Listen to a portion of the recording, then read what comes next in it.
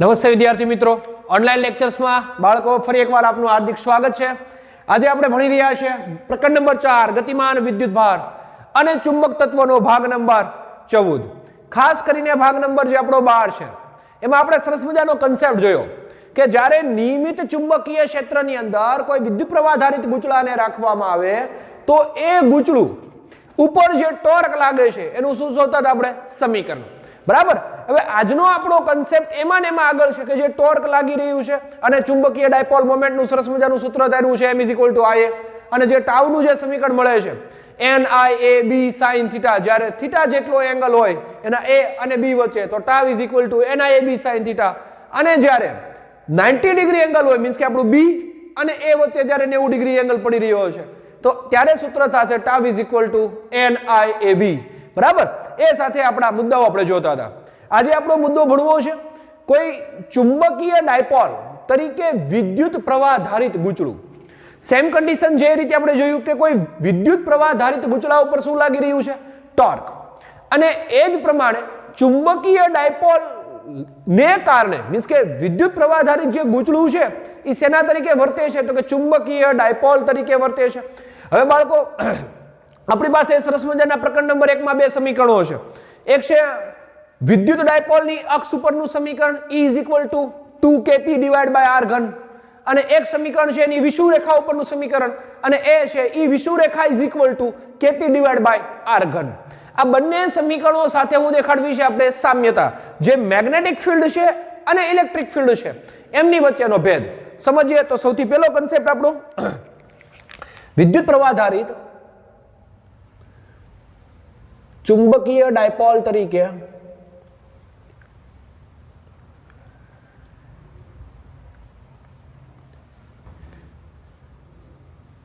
વિદ્યુત પ્રવાહ આધારિત ગૂંચળું।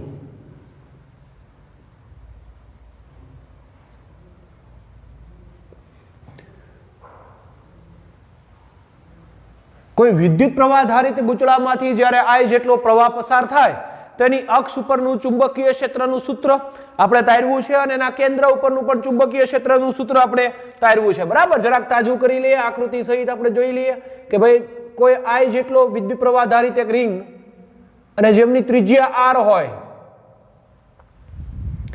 જેમાંથી I જેટલો હું પસાર થઈ રહ્યો છે તો કે ભાઈ કરંટ, અને જેમની ત્રિજ્યા કેટલી હોય બાળકો? તો કે r હોય।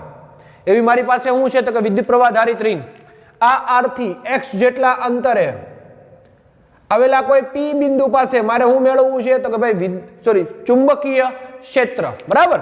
તો આપણે કન્ડિશન આવી કરતા હતા કે ભાઈ આઈડીએલ જેટલા ખંડ વડે, અહીંયા નાનો એવો ખંડ વિચાર્યો હતો જેમાંથી I જેટલો પ્રવાહ પસાર થયો, અને આઈડીએલ જેટલા ખંડ વડે p બિંદુ પાસે ઉત્પન્ન થતું ચુંબકીય ક્ષેત્રનું મૂલ્ય કેટલું? તો એ વેલ્યુ આપણે જાણતી હશે, r જેટલા અંતરે આવેલા p બિંદુ અહીંયાથી અહીં સુધીનું માપ। બરાબર। તો ત્યારે આપણે જે સમીકરણ મળતું હતું બાળકો એ કંઈક આવું હતું કે ભાઈ ચુંબકીય વિદ્યુત પ્રવાહ આધારિત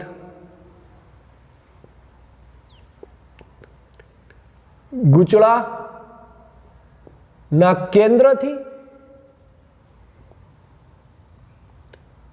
x જેટલા અંતરે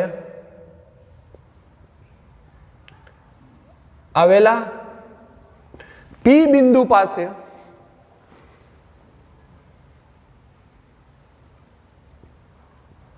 ચુંબકીય ક્ષેત્ર।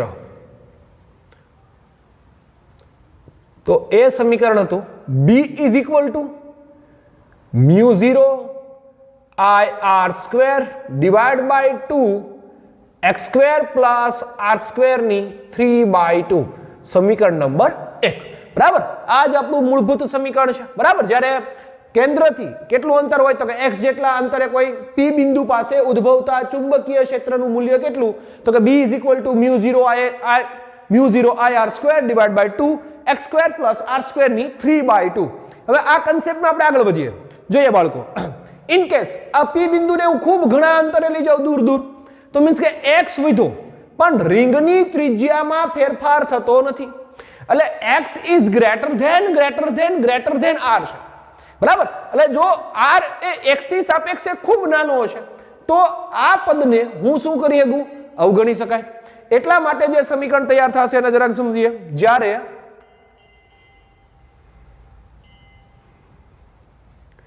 પી બિંદુ ઘણું દૂર હોય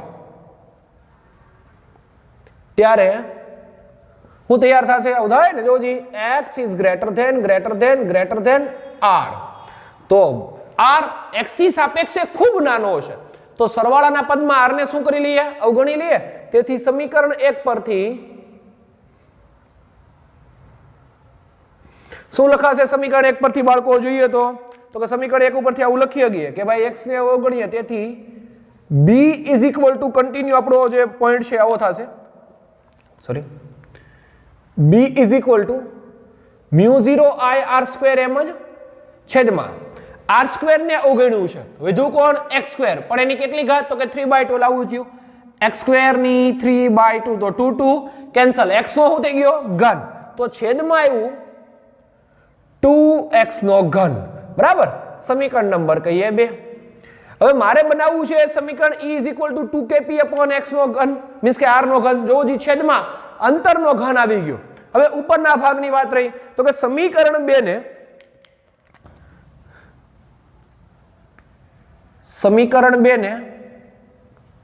કઈ સાઈડ તો કે ભાઈ જમણી બાજુ પાઈ વડે ગુણતા બરાબર અને ભાંગતા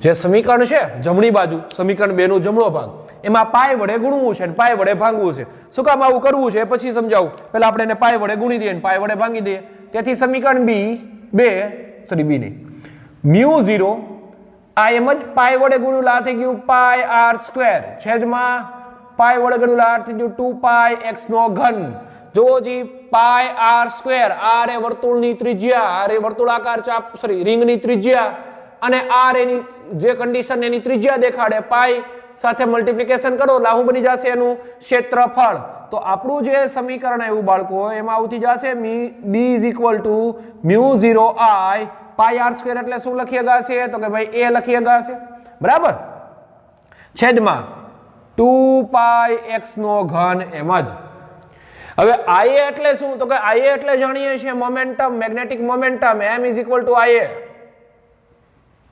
તો એ જ સમીકરણમાં ia છે ત્યાં શું રાખી દઉં m રાખી દઉં તેથી આપણું સમીકરણ આવું થઈ જશે b is equal to μ0 m છેદમાં 2 પાઈ x નો ઘન શું કામ પાઈ વડે ગુણ્યું હવે તમારા મગજમાં થોડીક લાઈટ થઈ હશે કે પાઈ વડે ગુણવાથી ફાયદો એ થયો કે જે મેગ્નેટિક મોમેન્ટ નહોતી ત્યાં આપણે શું લાવી દીધી મેગ્નેટિક મોમેન્ટ કારણ કે મારે સંબંધ જોઈએ છે તો કે ભાઈ સેમ કન્ડિશન જેવી રીતે વિષુવરેખાનું સમીકરણ છે E is equal two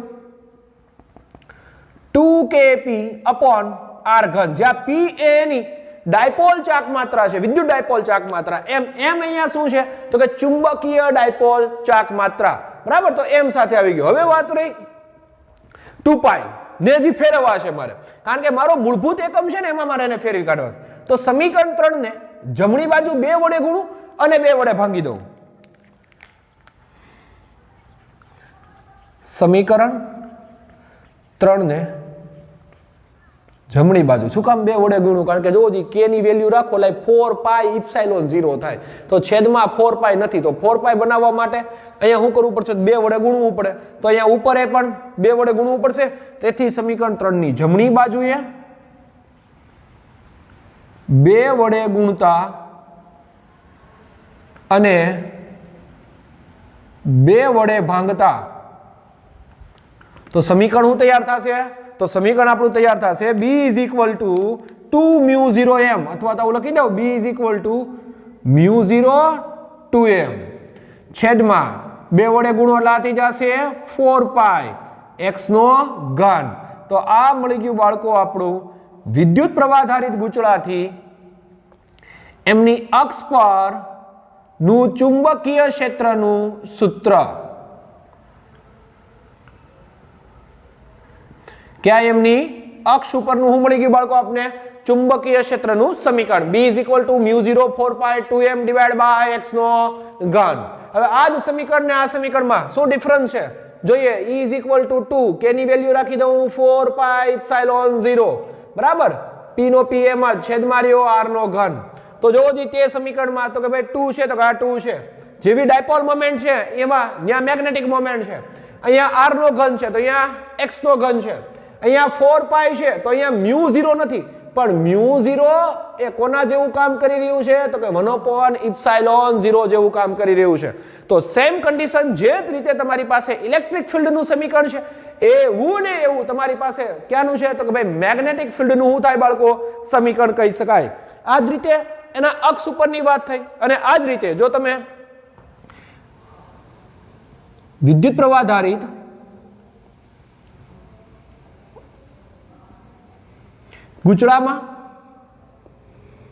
ગૂંચળાની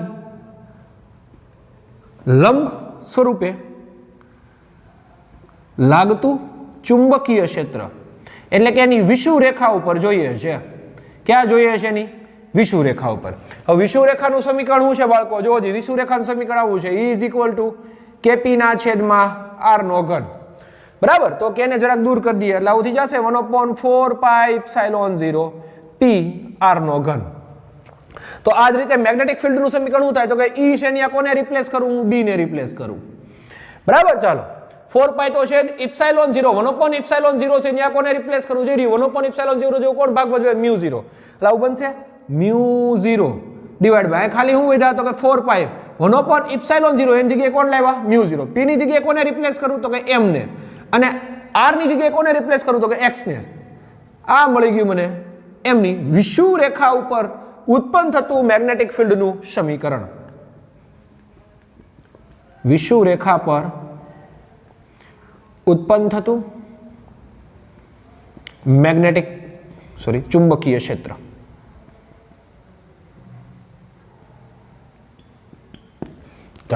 ready समझाणी theory बराबर आपणे खाली ना सूत्रोथी मतलब छे हवे पेरेग्राफ आप्यो छे ने पेरेग्राफ में एवुं कहे छे के भाई आ जे समीकरणो मेळ्या ई खाली विद्युत प्रवाह आधारित गूंचळा माटे नहीं पण कोई समतल गूंचळું હોય समतल गूंचળું એટલે બીજું કાઈ નહીં લંબચોરસ ગૂંચળું જે જનરેટરમાં આપણે રાખ્યું હતું એમાં પણ એની ડાયપોલ મોમેન્ટ આ જ રીતે ગોતી શકાય એની અક્ષ ઉપર અને એની વિષુવ રેખા ઉપર પણ ખાસ એક વસ્તુ યાદ રાખજો જો તમે આની સામ્યતા કરો તો આમાં ઘણું બધું સામ્ય છે પણ તફાવત એ છે કે વિદ્યુત ડાયપોલ મોમેન્ટ એ બંને વિદ્યુત ભારોને કારણે ડેવલપમેન્ટ થાય પ્લસ અને માઈનસ જ્યારે ચુંબક તત્વની અંદર ચુંબકીય ડાયપોલ મોમેન્ટ ને કારણે શું ઉત્પન્ન થાય છે ચુંબકીય ક્ષેત્ર જો બરાબર સમજીએ विद्युत डायपोल में हूं होय तो एक धन विद्युत भार होय ने एक ऋण विद्युत भार होय पण ज्यारे विद्युत प्रवाह आधारित गूंचळानी વાત થાય તો આમાં આપણે ક્યાં n અને s ની વાત કરીએ ગજો ચુંબક હોત તો સમજ કે ભાઈ માં n અને s છે પણ અહીંયા જે મેગ્નેટિક ફિલ્ડ ડેવલપમેન્ટ થયું ઈ કોને કારણે છે તો કે ચુંબકીય ડાયપોલ મોમેન્ટ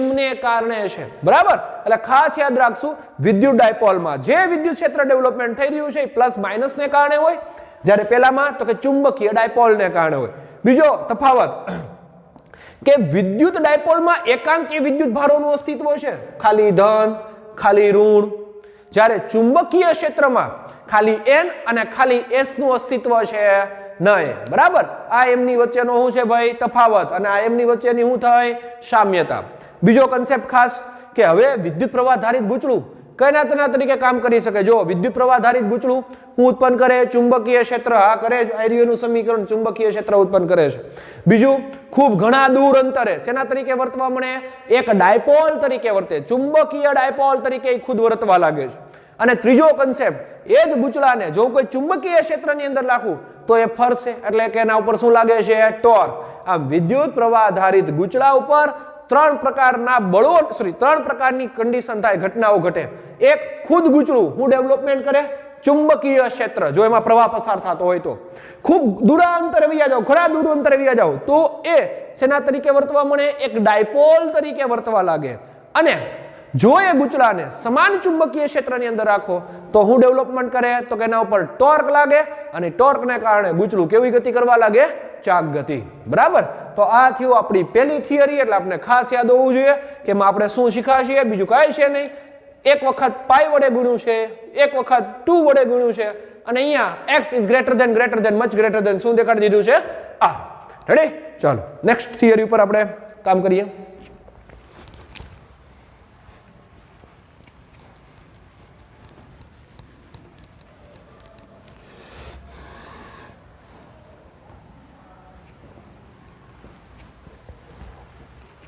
પછીની આપણી થિયરી છે કે ભાઈ પરિભ્રમણ કરતા જે ઇલેક્ટ્રોન છે, બરાબર, જે પરિભ્રમણ કરતો જે ઇલેક્ટ્રોન છે એ ઇલેક્ટ્રોન ચુંબકીય ડાયપોલ તરીકે વર્તે કે નહીં, આ કન્સેપ્ટ આપણે જોવાનો છે.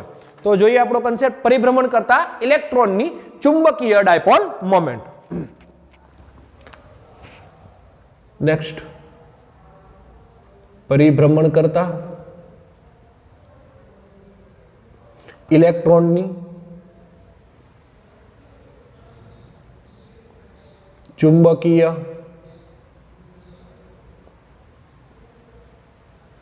Dipole moment.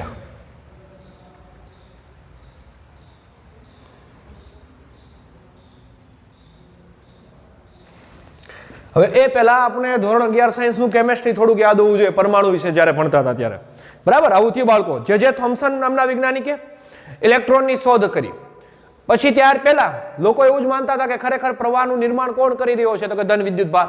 એટલે જ આપણે રેવાજિક પ્રવાહની દિશા લઈએ, ધનથી ઋણ. ખરેખર ક્યાંથી જઈ રહ્યો છે, તો કે ઋણ ઇલેક્ટ્રોન જે ગતિ કરી રહ્યા છે એને કારણે પ્રવાહનું નિર્માણ થાય છે, મુક્ત ઇલેક્ટ્રોનને કારણે. પણ આપણો જે રેવાજ છે એ ક્યાંથી, તો કે ધનથી ઋણ. એક આ કન્સેપ્ટ આપણે યાદ હોવો જોઈએ. બીજું, પ્લમ પુડિંગ મોડેલ જે તમે ભણીને આવ્યા છો, બરાબર, એ પ્લમ પુડિંગ મોડેલમાં થોડીક ભૂલ ભરેલી હતી, માન્યતાઓ હતી, અને એના લીધે એ થોડુંક ખોટું થયું. ત્યારબાદ આવ્યો રુથર્ડફોર્ડ અને એને પોતાનું પરમાણુ મોડેલ દેખાડ્યું, પણ એ પરમાણુ મોડેલમાં પણ થોડીક ખામીઓ હતી. અને ખામી એ હતી કે ઇલેક્ટ્રોન સતત એનર્જીનું ઉત્સર્જન કરે. તો ક્લાસિકલ ફિઝિક્સ એવું કહે છે, જો ઇલેક્ટ્રોન સતત એનર્જીનું ઉત્સર્જન કરતો હોય તો એની એનર્જીમાં ઘટાડો થવો જોઈએ, અને અંતે વધારે ઉર્જાવાળી કક્ષાઓમાંથી ધીમે ધીમે ધીમે ધીમે ઓછી ઉર્જાવાળી કક્ષામાં કૂદકો મારવો જોઈએ. નેક્સ્ટ, જો એ સતત એનર્જીનું ઉત્સર્જન કર્યા રાખે, જો ક્લાસિકલ ફિઝિક્સના જે ક્વેશ્ચન છે સતત એનર્જીનું એ ઉત્સર્જન કરે, તો એની ગતિ નિયમિત વર્તુળમય ગતિ ન રહી શકે, પણ ગતિમાં શું થયા રાખે, ઘટાડો. અને એ જે ખામીઓ છે એ ખામીમાં થોડોક ફેરફાર કરી અને નિલ્સ બોહર નામના વૈજ્ઞાનિકે ક્વોન્ટમ ફિઝિક્સનો ઉપયોગ કરીને અધિતર્કો પ્રમાણે, અને એની પાછળ આપણે સાબિતી ભણવાના છીએ પ્રકરણ નંબર 12 માં, જ્યારે પરમાણુ અને ન્યુક્લિયસ નામના ચેપ્ટરો ભણશું ત્યારે. પણ અત્યારે આપણે આટલું ખબર હોવું જોઈએ કે ભાઈ નિલ્સ બોહર નામના વૈજ્ઞાનિકે ક્વોન્ટમ ફિઝિક્સનો ઉપયોગ કરીને જે પ્રશ્નો હતા ક્લાસિકલ ફિઝિક્સના એને શું કરી દીધા બાળકો, સોલ્વ.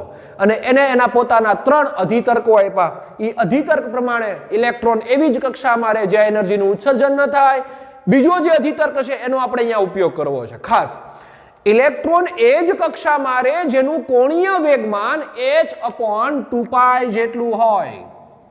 ઇલેક્ટ્રોન એ જ કક્ષામાં રહે જેનું કોણીય વેગમાન હોય. કોણીય વેગમાનને દેખાડાય છે ના વડે, તો કે સ્મોલ l વડે.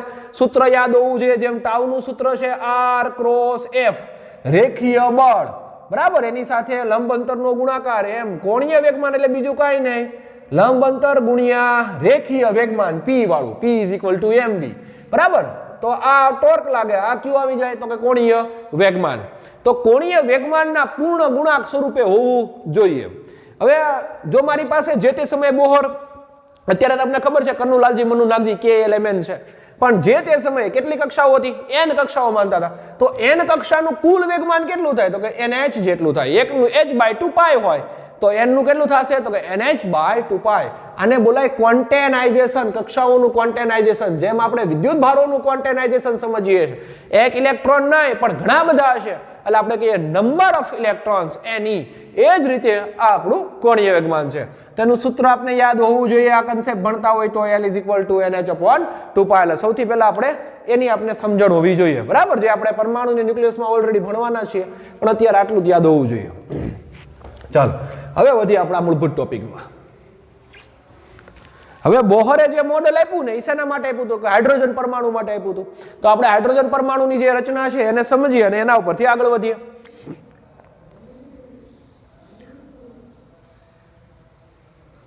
થોડીક આકૃતિ મોટી દોરીએ.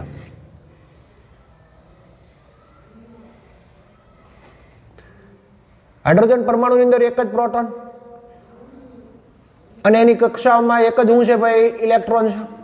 હવે ઇલેક્ટ્રોનને પોતાનું દળ હશે અને કક્ષાઓમાં ઘૂમતો હશે, અને જે વેગ છે એને દોરેલા સ્પર્શકની દિશામાં હોય. ભાઈ જો ઇલેક્ટ્રોનને દળ m જેટલું હોય તો એનું વેગમાન કેટલું થાય તો કે વેગમાન થાય mv જેટલું અને વેગની દિશામાં જો તમે ધક્કો આમ મારો બાળકો એટલે વેગ આમ જાય તો એનું વેગમાન પણ એ જ દિશામાં હોય વેગની દિશામાં જ વેગમાન હોય બરાબર તો વેગ એટલે દોરેલો સ્પર્શક એની દિશામાં શું હશે વેગમાન અહીંયાથી જે અંતર છે એનું નામ આપીએ આપણે r આ જે અંતર છે યાર આનો મારે ઉપયોગ કરવો છે એટલા માટે ચાલો હવે જોજો આ એક વિદ્યુત પ્રવાહધારિત ગૂંચળું કહેવાય બીજું કઈ છે નહીં બરાબર જે કક્ષા મેં દોરી છે વિદ્યુત પ્રવાહધારિત ગૂંચળું અને એમાં કોણ ઘૂમે છે તો કે ઇલેક્ટ્રોન હવે કોઈ પણ જગ્યાએ ઇલેક્ટ્રોન ઘૂમે બાળકો એક જ માર્ગીય ભાગ ઉપર ભલે નિયમિત વર્તુળમય ગતિ કરતો હોય તો એ શું જન્માવશે તો કે ચુંબકીય ક્ષેત્ર જન્માવે અને એ ચુંબકીય ક્ષેત્રને કારણે ચુંબકીય ડાયપોલ પ્રેરિત થાય અને એ જ કન્સેપ્ટ આપણે ભણવો જોવો જોઈએ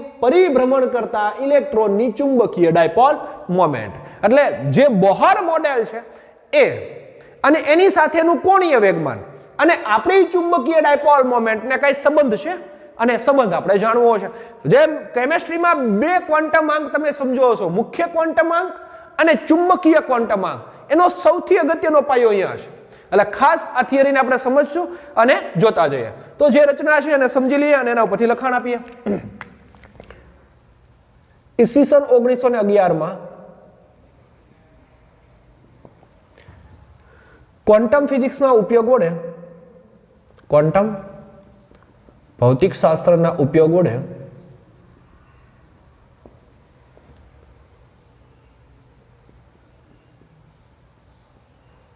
નીલ્સ બોહરે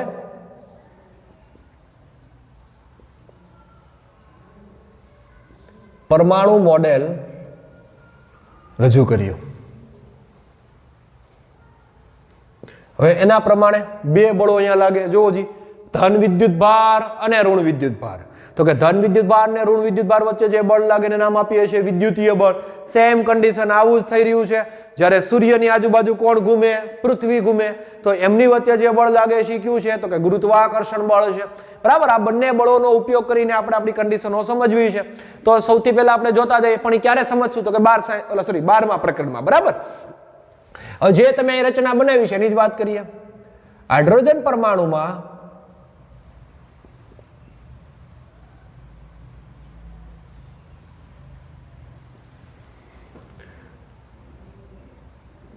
ઇલેક્ટ્રોન નો વેગ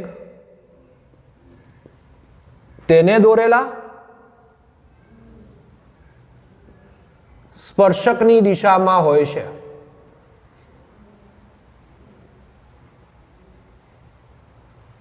જો ઇલેક્ટ્રોન બરાબર પરિભ્રમણ કરતો હોય જો ઇલેક્ટ્રોન પરિભ્રમણ કરતો હોય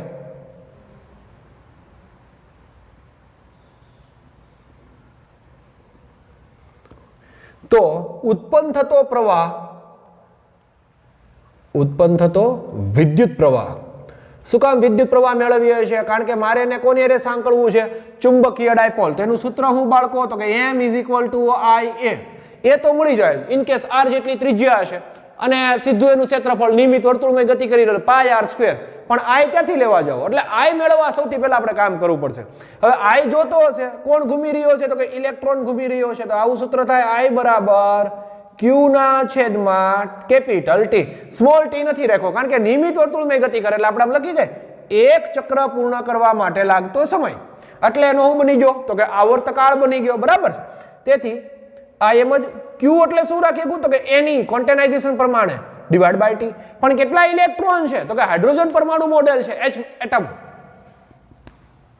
તો એની અંદર કેટલા ઇલેક્ટ્રોનો છે એક જ તો એની જગ્યાએ શું રખાશે ઓન્લી ફોર વન તેથી સમીકરણ આવું થઈ ગયું છે I = E/T રેડી ચાલો હવે મારે મૂળભૂત કન્સેપ્ટ E/T મને મળી ગયું જો આવર્તકાળનું એવું સમીકરણ રાખું કે જેને લીધે જે પ્રવાહ છે એ નો સંદર્ભ એના વેગ સાથે મળી જાય જોઈએ કઈ રીતે રાખવું જે t છે બાળકો એને તમે લખી શકાય જોવો જી ભાઈ અહીંયા રાખીએ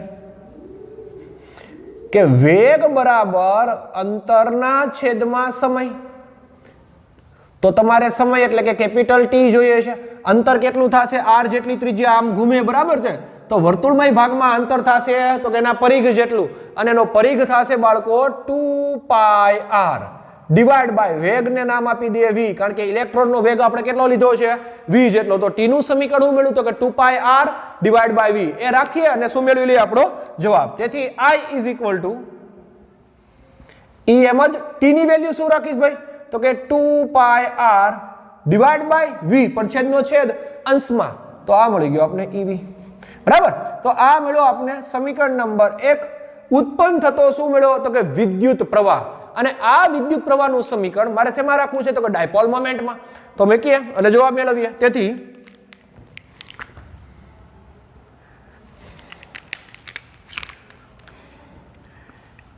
ઇલેક્ટ્રોન પરિભ્રમણને કારણે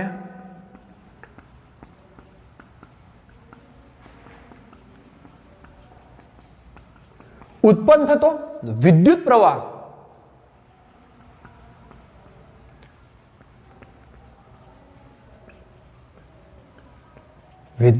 પરથી શું લખી શકાશે? ઉત્પન્ન થતી momentum m is equal two I into A, બરાબર. ચુંબકીય dipole moment m is equal two I into A. તો I નું સમીકરણ છે આપણી પાસે, રાખીએ અને જવાબ મેળવીએ. તેથી મોમેન્ટમ m I કેટલું છે? તો કે ev ના છેદમાં 2πr. હવે a કેટલું લઈ શકાય? તો કે r જેટલી ત્રિજ્યા છે અને વર્તુળમય ભાગ ઉપર પરિભ્રમણ કરી રહ્યો છે, તો વર્તુળનું ક્ષેત્રફળ કેટલું લેશું? πr², બરાબર. જ્યાં a આપણે કેટલું રાખ્યું છે? તો કે a ઇઝ ઇક્વલ ટુ છે બાળકો πr². જોવો જી, પાઈ કેન્સલ, એક એક r કેન્સલ. તો જવાબ મને આવો મળ્યો ભાઈ કે ઉત્પન્ન થતી magnetic moment m is equal two ev ના છેદમાં r એક વચ્ચે અહીંયા અને છેદમાં 2.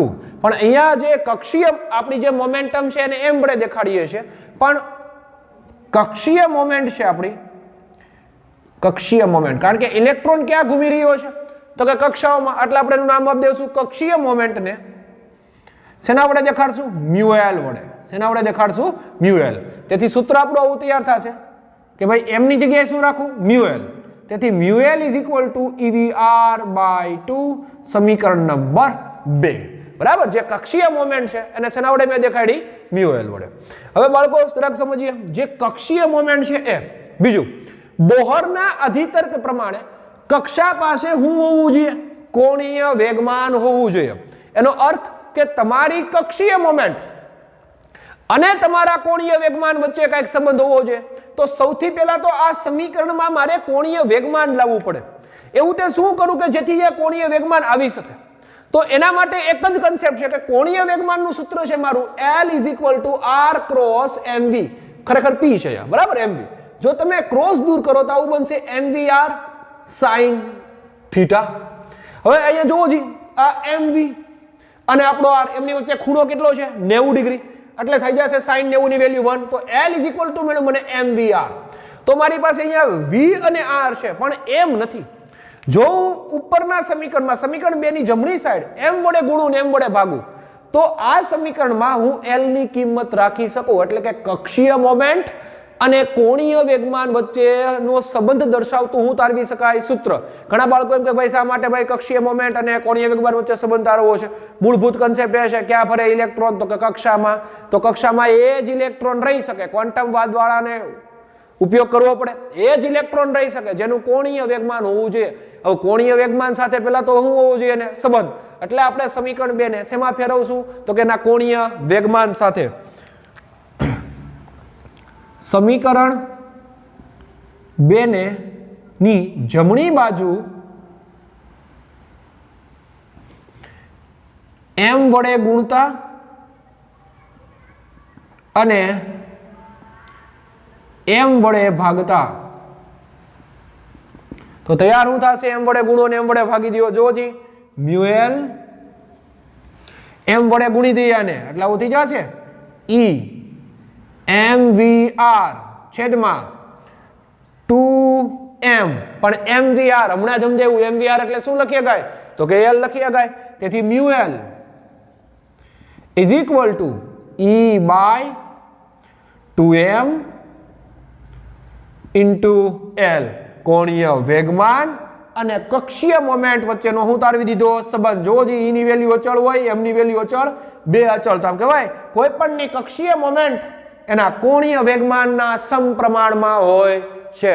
બરાબર, ખાસ યાદ રાખશું, કોઈ પણની કક્ષીય મોમેન્ટ એના કોણીય વેગમાનના સમપ્રમાણમાં હોય. ક્યાંથી સૂત્ર લીધું? તો કે ભાઈ કોણીય વેગમાન L બરાબર હું લખી શકાય બાળકો? R cross P.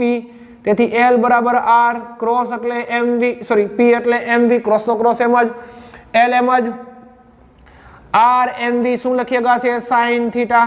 પણ જોવો જી mv લંબ શું છે બાળકો? તો કે R, અહીંયા રહ્યું mv લંબ R, તો થીટા થી જશે 90. તેથી સમીકરણ આપણું તૈયાર થશે L is equal two mvr. એક કિંમત તૈયાર રાખી.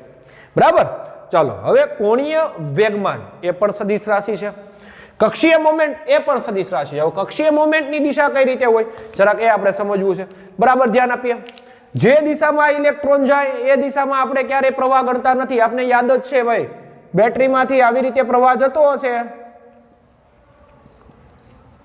તો આપણે પ્રવાહને દેખાડીએ છીએ ધનથી ઋણ, નહીં કે ઋણથી ધન.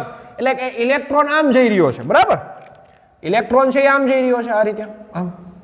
તો મારો પ્રવાહ આ રીતે નહીં હોય, કારણ કે ઇલેક્ટ્રોનની દિશા સાથે હું નથી હાલતો, પણ એની વિરુદ્ધ દિશામાં હાલું. એટલે મારો પ્રવાહ કઈ રીતે જઈ રહ્યો છે? તો કે આ રીતે જઈ રહ્યો છે, આની અંદર આમ આમ. જો પ્રવાહ એની અંદર જતો હોય, બરાબર, આ રિંગની અંદર, તો અંગૂઠો છે એ પ્રવાહની દિશામાં, અને ચુંબકીય ક્ષેત્ર ક્યાં જતું હશે? આ બોર્ડની અંદર. જે દિશામાં ચુંબકીય ક્ષેત્ર હોય એ જ દિશામાં બધા ડાયપોલ ગોઠવાય.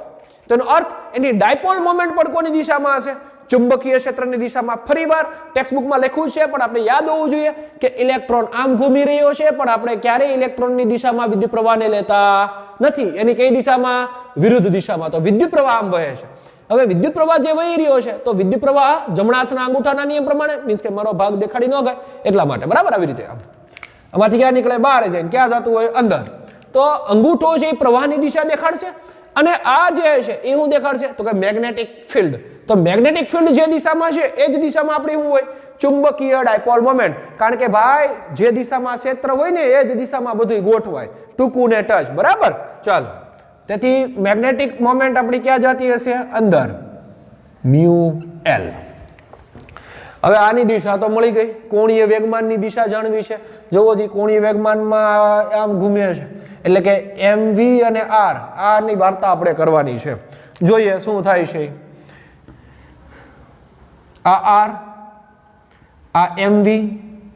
બરાબર, ચાલો હવે તમારે ક્યાં હાલવાનું છે? તો કે જોઈએ છે ભાઈ અહીંયા r ક્રોસ mv. એટલે તમે હાલી રહ્યો છો આવી રીતે mv ક્રોસ r.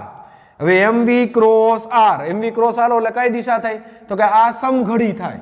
પણ આમ હાલો એટલે આ કઈ થાય? વિષમ ઘડી. હવે વિષમ ઘડીમાં સ્ક્રૂનો નિયમ પાડો જી બાળકો. આમ હાલો જી તો સ્ક્રૂ ક્યાં નીકળતો આવે? બારો. જોવો જી ડિસ્મિસ આમ ફેરવો, બરાબર, વિષમ ઘડીમાં લી આમ ઊંધો હાથ, તો ક્યાં નીકળ્યા? બધું બારું. જો સમઘડીમાં જા તો ત્યાં જ બધું અંદર. પણ અત્યારે કઈ રીતે આવેલા છીએ આપણે? તો કે વિષમ ઘડીમાં હાલો છો. વિષમ ઘડીમાં હાલો છો એટલે સ્ક્રૂ ક્યાં નીકળે છે? બહાર.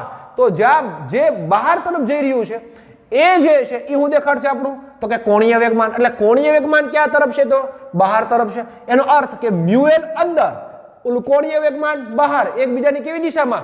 વિરુદ્ધ. પણ કોના માટે? જ્યારે ઇલેક્ટ્રોન ઘૂમતો હોય ત્યારે. તેથી લખીએ, જ્યારે કક્ષામાં ઇલેક્ટ્રોન પરિભ્રમણ કરતો હોય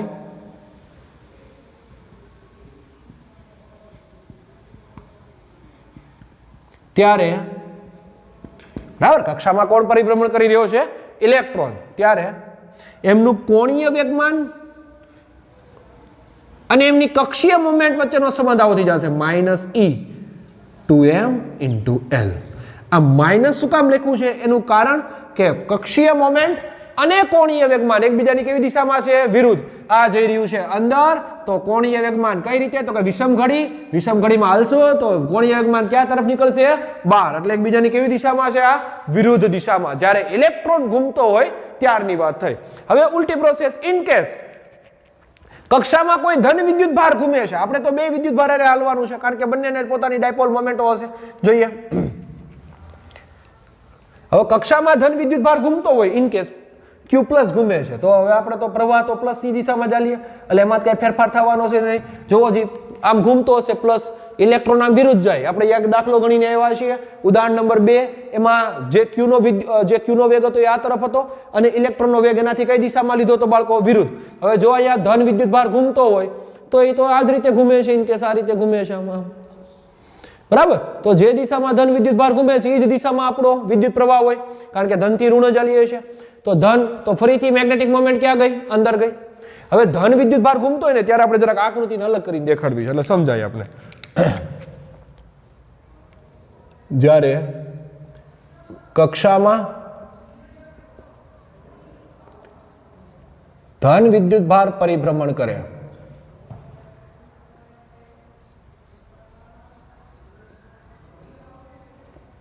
હવે કક્ષામાં ધન વિદ્યુત ભાર પરિભ્રમણ કરે તો એની આકૃતિ જરાક આપણે અલગ કરીને દેખાડીએ. જુઓ જી આવું બનશે બાળકો કે ઇલેક્ટ્રોનનો જે વેગ હોય ને એનાથી વિરુદ્ધ દિશામાં જાય, કારણ કે ધન છે તો આ ધન, ઇન કેસ અહીંયા કોઈ ધન વિદ્યુત ભાર છે ક્યુ પ્લસ, તો એ આમ ગતિ કરતો છે નીચે તરફ, એને દોરેલો સ્પર્શક એના વેગની શું દેખાડે? દિશા દેખાડે, બરાબર. અને એ જ દિશામાં એનું શું હશે? વેગમાન. આ થઈ ગયું અંતર r. જો ઇલેક્ટ્રોન આમ ઘૂમે તો ધન વિદ્યુત ભાર આમ ઘૂમે. ચાલો ધ્યાન આપીએ. હવે જે દિશામાં ધન વિદ્યુત ભાર ઘૂમે એ જ દિશામાં આપણું શું હોય? વેગમાન હોય, બરાબર. સોરી, એ જ દિશામાં આપણો વિદ્યુત પ્રવાહ હશે. વિદ્યુત પ્રવાહની દિશામાં અંગૂઠો રાખીએ તો આંગળીઓ ફરીથી ક્યાં જાય છે? બોર્ડની અંદર. તો જુઓ જે અહીંયા જે મેગ્નેટિક મોમેન્ટ છે એ ક્યાં છે? તો કે અંદર તરફ છે μl. હવે મારે તારવું છે કોણીય વેગમાન, તો એમાં તો આવું થઈ રહ્યું છે r mv. mv cross r કેવી દિશા એલા? સમઘડી. જુઓ જી સમઘડી આલો, અંગૂઠો ક્યાં જશે? અંદર. તો જે દિશામાં કોણીય વેગમાન છે એ જ દિશામાં મારી મેગ્નેટિક મોમેન્ટ છે, એટલે એલ પણ ક્યાં જઈ રહી છે? તો કે અંદર તરફ જઈ રહી છે એલ પણ. ઓલામાં આવું થતું તો આવું હતું, જુઓ જી ઇલેક્ટ્રોન માટે આવું હતું mv. તો આ કઈ દિશામાં હાલવા મીના? વિષમઘડી. આમ mvr તો વિષમઘડી, તો ક્યાં નીકળે? બહાર.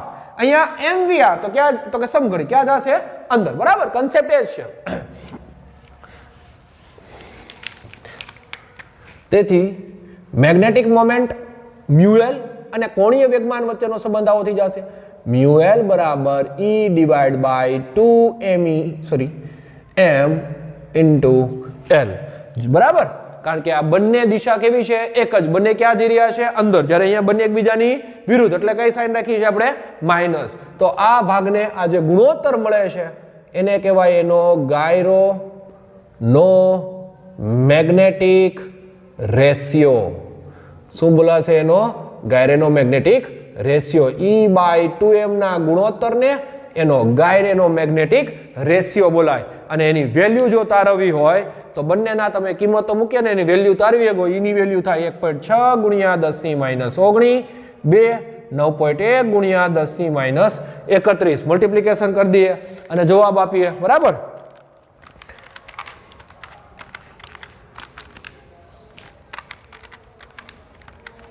જવાબ મળ્યો આપને 0.0879. 0.0879. ઘાત વધશે 31 માંથી 19 બાદ કરી દઈએ તો આપણી ઘાત વધે ટોટલ 1012. પણ કેવી 12? તો કે +12 વધે. પોઈન્ટને મારે ખહેડવા છે. અહીંયા લઈ આવો 8 પોઈન્ટ, આ 9 છે, 9 ને દૂર કરો, આગળ એક આંકડો વધી જાય. તો જુઓ જી 8.8 ગુણ્યા 10 તો આની વેલ્યુ કેટલી થાય? ગાયરોનો મેગ્નેટિક રેશિયાની ખાસ યાદ રાખશું. 8.8 ગુણ્યા 10 એકમ થાય ઉપરનો E છે એટલે કુલમ, છેદમાં માસ છે એટલે કિલોગ્રામ. વેલ્યુ ભૂલાવી ન જોઈએ પરીક્ષાની દ્રષ્ટિએ. ગાયરોનો મેગ્નેટિક રેશિયો એટલે E બાય 2m, જેનું મૂલ્ય થશે 8.8 ગુણ્યા 10 કુલમ પ્રતિ કિલોગ્રામ, બરાબર. આ થયો આપણો કન્સેપ્ટ. હવે વાત રહી બાળકો, સાહેબ તમે કક્ષીય મોમેન્ટ તો અમને કહી દીધી કે μl છે, કોણીય વેગમાન એ કક્ષાનું છે, પણ બોહર ક્યાં આવ્યું? તો બોહરના અધિતર્ક પ્રમાણે કક્ષીય મોમેન્ટ આપણે મેળવી લઈએ. કેટલી થાય? તો બોહરનો અધિતર્કનું સૂત્ર આપીએ. બોહરના અધિતર્ક પ્રમાણે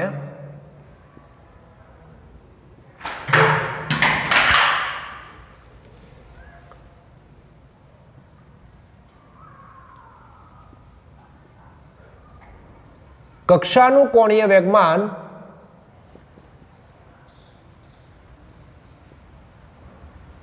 અને સમીકરણમાં આપીએ 2 3. કક્ષાનું શું જોઈએ છે આપણે? કોણીય વેગમાન. તો કે કક્ષાનું કોણીય વેગમાન L બરાબર શું છે તો કે NH/2π, જે ઓલરેડી એને અધિતર્ક આપી દીધો છે, બોહરના અધિતર્કનો જ ઉપયોગ છે કે એનું વેગમાન કેટલું હશે, ઇલેક્ટ્રોન એ જ કક્ષાઓમાં રહી શકે જ્યાં એનું કોણીય વેગમાન h/2π હોય, પણ આપણી પાસે n કક્ષાઓ હોય તો L ઇઝ ઇક્વલ ટુ શું મૂકી ગય NH/2π, જ્યાં n is equal two 1 2 dotted dotted અને h છે એવું છે તો કે પ્લાન્ક કોન્સ્ટન્ટ, જેની વેલ્યુ છે 6.626 ગુણ્યા 10⁻⁻34 જૂલ. રેડી? આ થઈ આપણો ભાગ. હવે બાળકો L ની કિંમત ક્યાં રાખીએ તો કે સમીકરણ નંબર 3 માં. સમીકરણ નામ આપ્યા ને 4. સમીકરણ 4 ની કિંમત સમીકરણ 3 માં રાખતા. હવે સમીકરણ 4 ની કિંમત તમે સમીકરણ 3 માં રાખશો એટલે થાય હું જોવો જી મ્યુ L એમ જ E/2m એમ જ ડોટ L એટલે શું રખાશે NH/2π, તો 2 2 4 એટલે બની ગયું E/4πm, બરાબર. ઉપર વધ્યું ખાલી n × h, આ થઈ ગયું મ્યુ L. હવે પહેલી કક્ષાનો જે ઇલેક્ટ્રોન છે, પહેલી કક્ષાનો ઇલેક્ટ્રોન, એની પાસે કક્ષીય મોમેન્ટ કેટલી હશે જો એ જાણવું હોય તો n બરાબર 1, કારણ કે પહેલી કક્ષાની વાત થઈ રહી છે, તેથી મ્યુ L E ની વેલ્યુ આપણે જાણીએ 1.6 ગુણ્યા 10⁻⁻19, h ની વેલ્યુ 6.626 ગુણ્યા 10⁻⁻34 છેદમાં 4, 3.14, m ની વેલ્યુ જાણો છો 9.1 ગુણ્યા 10⁻31. n ઇઝ ઇક્વલ ટુ શું રાખ્યું છે 1, કારણ કે કેટલામી કક્ષાની વાત થઈ રહી છે, પહેલી કક્ષાની હું થઈ રહી છે બાળકો વાત, તો n ઇઝ ઇક્વલ ટુ હું કેટલી રાખીશ 1. અને હવે શું તારવી દઈએ એનું મૂલ્ય, બરાબર. કેલ્સી વડે આપણે એના જે સમીકરણો છે એની કિંમત માંગીએ. તો આપણો જવાબ છે 1.6 ગુણ્યા 6.626 ગુણ્યા ભાગ્યા 4 ભાગ્યા 3.14 ભાગ્યા 9.1, તો જવાબ આવ્યો 0.0927, બરાબર. જે મ્યુ L આપણું મળે છે એ મળી રહ્યું છે mu L is equal two 0.0927. ઘાતને ગણીએ તો કે 31 ઉપર જાય એટલે પ્લસ થઈ જશે. વધી ત્યાં કેટલી તો કે 3, પણ કેવી તો કે માઇનસ. 19 ને 3 થશે 20, 21 ને 22, તો 10⁻22, બરાબર. કેટલી વળશે 10⁻22. અને જો આને આંકડામાં ફેરવી દો મ્યુ L તો 9.27, ટોટલ 2 આંક આવેલા તો 9.27 ગુણ્યા 10⁻24. આ થઈ ગઈ આપણી મળતી કક્ષીય મોમેન્ટ, અને એનો એકમ થાય કોઈ પણ મોમેન્ટ મેગ્નેટિક મોમેન્ટ સાથે સાંકળો, એટલે sorry I is equal two m is equal two IA, તો એના ઉપરથી એમ્પિયર ઇન્ટુ મીટર સ્ક્વેર. લ્યો, આ થઈ આપણી પહેલી કક્ષામાં ઘૂમતા ઇલેક્ટ્રોનની કક્ષીય મોમેન્ટ, જેને નામ આપણી ટેક્સ્ટબુકમાં બહુ સરસ આપ્યું છે બોહર મેગ્નેટોન, જે અહીંયા મિનિમમ મળે છે મ્યુ L મિનિમમ, એટલે કે મિનિમમ એ બીજું કાંઈ નથી બોહર મેગ્નેટોન. બોહર મેગ્નેટોન એટલે તો કે પહેલી કક્ષામાં જે ઇલેક્ટ્રોન છે એ ઇલેક્ટ્રોનની કક્ષીય મોમેન્ટ કેટલી છે તો કે આટલી છે.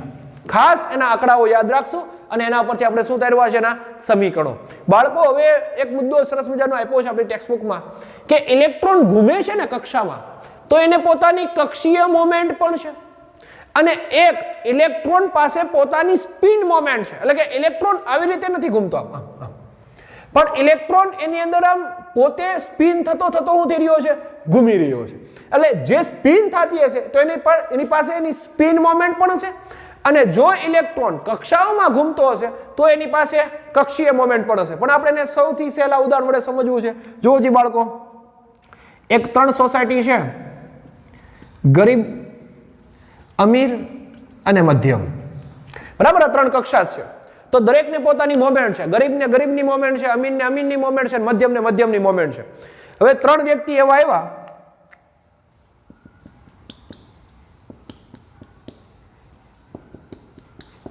એક ગરીબ છે, એક અમીર છે અને એક મધ્યમ છે.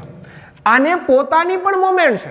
જો આ છે કક્ષાની મોમેન્ટ થાય, બરાબર. સોસાયટી, આ સોસાયટીની મોમેન્ટ છે, પણ જે વ્યક્તિ રહેવા આવ્યો એનું સ્ટેટસ હશે ને કંઈક પૈસા વાળો, પૈસા વિનાનો, મધ્યમ પૈસા વાળો, તો એની પાસે પણ પોતાની મોમેન્ટ છે. અને ખુદ ઇલેક્ટ્રોન પાસે જે મોમેન્ટ છે ને એની સ્પિન મોમેન્ટ બોલાય. પણ એને કક્ષામાં રહેવા માટે જરૂરી મોમેન્ટ ને એની કઈ મોમેન્ટ કહેવાય? કક્ષીય મોમેન્ટ. હવે અહીંયાથી અમીર વ્યક્તિ છે એ ગરીબ સોસાયટીમાં નહીં રહેવા જાય, કારણ કે એનું સ્ટેટસ ત્યાં ખોરવાય. બરાબર. મૂળ સ્ટેટસ એટલે વોટ્સઅપનું નહીં, પણ એની પાસે જે પૈસા છે, જેની મોજ શોખ છે, જેની અમીરાત છે, એ ત્યાં ન ચાલે. તો એને ફક્ત ને ફક્ત કઈ સોસાયટીમાં આવવું પડે? અમીર. એટલે અહીંયા મૂળ મુદ્દો એ છે બાળકો, આ જે ઇલેક્ટ્રોન છે એની પાસે જે મોમેન્ટ છે એ મોમેન્ટ નહીં, પણ કક્ષાની મોમેન્ટ અગત્યની છે, કારણ કે એને અંતે તો રહેવાનું ક્યાં છે? તો કે કક્ષાની અંદર. અને આ થઈ આપણી થિયરી. હવે આ ચેપ્ટરમાં ઓનલી ફોર આપણે એક જ થિયરી બાકી છે, અને એ છે ચલિત ગૂંચળાવાળું ગેલ્વેનોમીટર, જે આપણે ભાગ નંબર જોવાના છીએ 15માં. બરાબર છે? અસ્તુ.